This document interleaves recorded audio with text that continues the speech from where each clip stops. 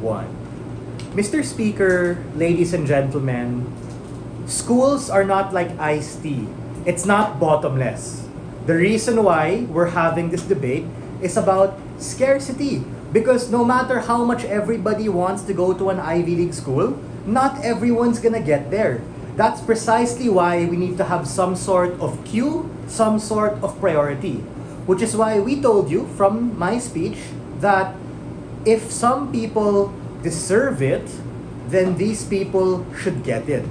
But this debate is not about donations, but this debate is about why specifically donor admissions, whether or not this is a good or bad incentive structure to reward people, and we told you it's a terrible idea.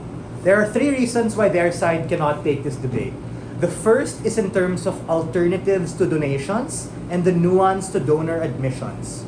Opposition was somewhat off clash because this debate is not just about donations, hence why we told you that this reward system does more harm than good because the point in which the institution becomes reliant on these donations is precisely when it harms their credibility in the long run, when we told you 500 and other reasons as to how they can raise money otherwise. It's not through preferential treatment. 1, we talked about existing investment and endowment funds. Number 2, we talked about tuition. And heck, if you really need to do it, raise it by 0.5, 1%, 2%, people can still take it. 3, you can take loans from particular banks. 4th, if these are all not enough, then do a cost cut, right? Maybe serve mashed potato with no gravy, or serve your chicken and rice with no buttered vegetables. Very simple, right? Institutions do this all the time.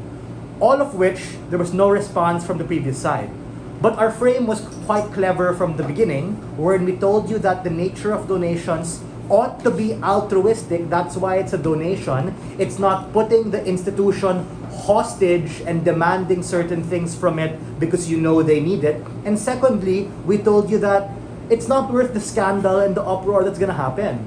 Case in point, why Ivy Leagues got cancelled by a lot of individuals because of what they did, and people aren't particularly cool with that. Hence, boycotts and all these other things against them, which harm their admissions rates in the longer term.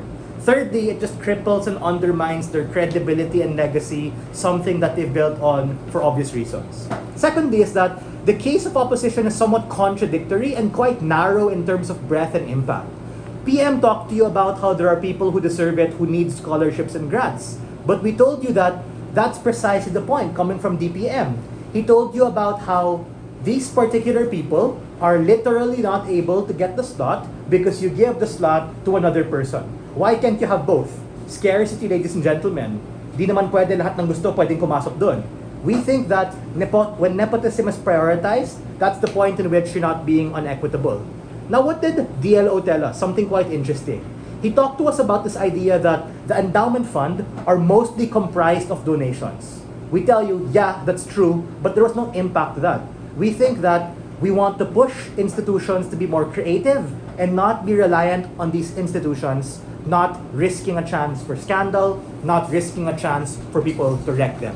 And lastly is that our side just had more standing material and an evolution of frame and responses.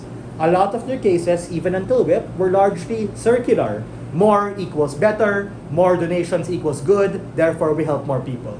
But that's not particularly the case. We think the nuance is specifically to donation admissions, and we told you other donors still exist, and ultimately, even if that's not true, it's not a good way to reward people in the long run. For all these reasons, thanks. Let's have lunch.